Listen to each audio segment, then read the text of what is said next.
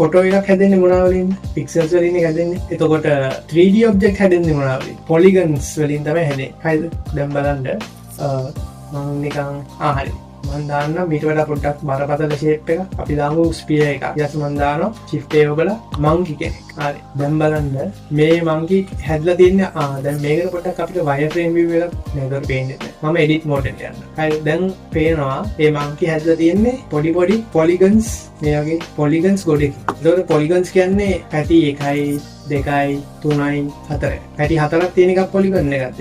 එහෙම වෙන්න බෑනේ. ඒතකොට මේකත් polygon නෙමෙයි. මේක පැති 1 2 3යි. එතකොට අපි දන්නවා pixel එක ගන්නවා කොටුවන්නේ. එතකොට කොහොමද polygon එකට පැති 4ක් තියෙන්නත් පුළුවන්, ඒක 3ක් තියෙන්නත් පුළුවන්. ඒ කියන්නේ ඒකත් නෙමෙයි පොඩිම unit එක. ඊටත් වඩා කියන්නේ polygon එකටත් වඩා පොඩි දේවල් ඇති. තේරෙනවද? කියන්නේ පොඩිම unit එක කියන්නේ පොඩිම දේ divide කරන්න බෑනේ. pixel එක කියන්නේ divide වෙන්නේ නැහැ නේ. දැන් ඔන්න බලන්න. අපි